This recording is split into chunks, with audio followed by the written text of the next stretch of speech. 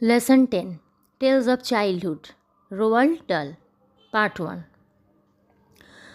My father, Harold Dahl, was a Norwegian who came from a small town near Oslo called Sarpsborg. আমার বাবার নাম Harold ডাল, অর্থাৎ যিনি লিখছেন রোয়াল্ড ডাল তিনি বলছেন, তাহলে তার বাবার নাম কি?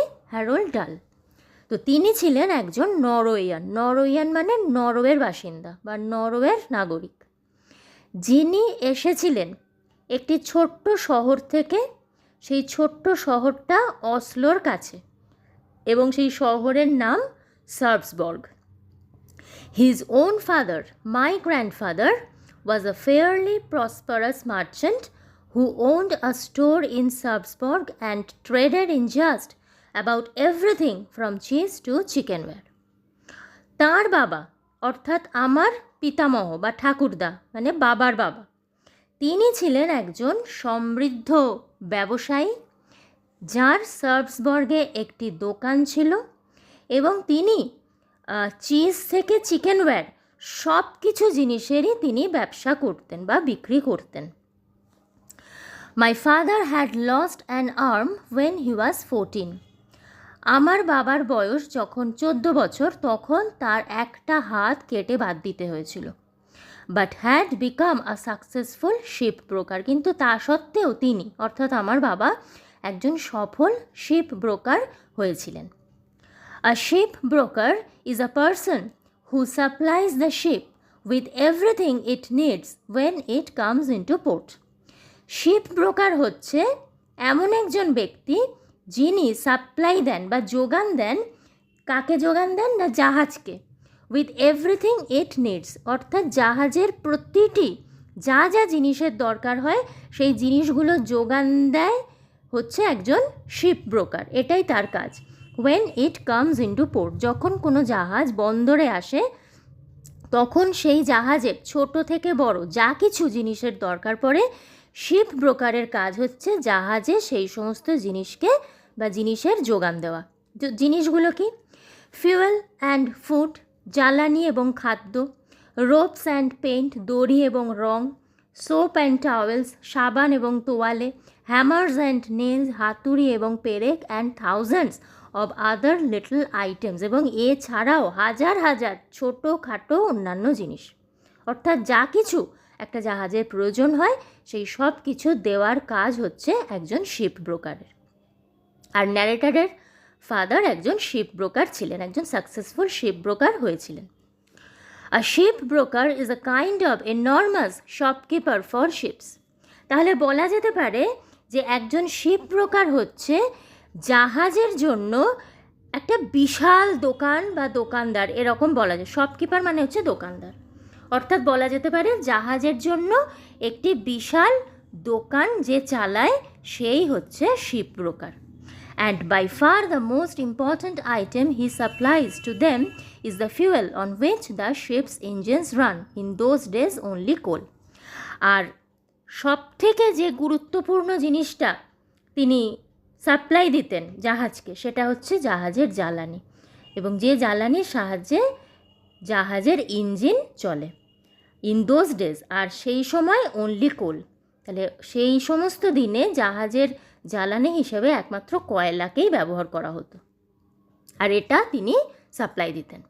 হি set up a ship broking firm at Cardiff of South Wales. এরপর তিনি সাউথ ওয়েলসের কার্ডিফ বলে একটা জায়গা আছে, সেখানে তিনি এই শিপ ব্রোকিং একটা ফার্ম তিনি তৈরি করেছিলেন তার কাজের জন্য। My father met my mother Sophie Magdalene Hesselberg during the summer of 1911 and were married soon after. আমার বাবার সাথে আমার মায়ের দেখা হয়েছিল, এখানে মায়ের নামটা দেওয়া আছে সোফি ম্যাকডালেন হেসেলবার্গ। তো আমার বাবার সাথে মায়ের দেখা হয়েছিল 1911 খ্রিস্টাব্দের গ্রীষ্মে, আর তারপরেই তারা বিবাহ করেছিলেন। In 1918, when I was 2, we all moved into an imposing country mansion beside the village of Radid about 8 miles north of Cardiff. এরপর 1918 খ্রিস্টাব্দে যখন আমার বয়স 2, তখন আমরা সবাই মিলে চলে গেলাম কোথায় না, একটা সুন্দর দেখতে কান্ট্রি ম্যানশনে। ম্যানশন মানে বেশ বড় সড়ো বাড়ি। তো এরকম একটা বাড়িতে আমরা সবাই চলে গেলাম, এবং এই বাড়িটা হচ্ছে beside the village of Radyr. Radyr বলে একটি গ্রামের পাশে, about 8 miles north of Cardiff. আর এই র্যাডির বলে যে জায়গাটা, সেটা হচ্ছে কার্ডিফ থেকে 8 মাইল উত্তরে। আই রিমেম্বার ইট মানে এখানে এই বাড়িটার কথা বলা হচ্ছে। তো বলছেন যে আমার এই বাড়িটাকে মনে আছে। কিভাবে মনে আছে? অ্যাজ আ মাইটি হাউস, একটা বিশাল বড়সড় বাড়ি হিসাবে আমার মনে আছে। With turrets on its roof and with majestic lawns and terraces all around ইট।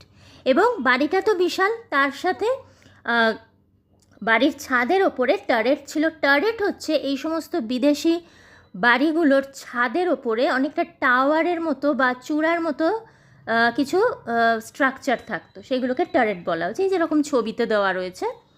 তো এরকম টারেট ছিল। তারপর বাড়ির সামনে ছিল ম্যাজেস্টিক লনস। লন হচ্ছে ঘাসে ঢাকা জমি, অর্থাৎ সুন্দর লন ছিল। And terraces all around it. Terrace মানে হচ্ছে খোলা চত্বর। তো বাড়ির চারপাশে বিশাল খোলা চত্বর ছিল। There were many acres of farm and woodland. এছাড়াও বাড়িতে মানে বাড়ির যে প্রপার্টি, সেখানে অনেক একর জমি ছিল চাষের জন্য, আর ছিল উডল্যান্ড, জঙ্গলও ছিল। And a number of cottages for the staff. এবং কর্মচারীদের থাকার জন্য বেশ অনেকগুলো কটেজ ছিল। Very soon the meadows were full of milking cows.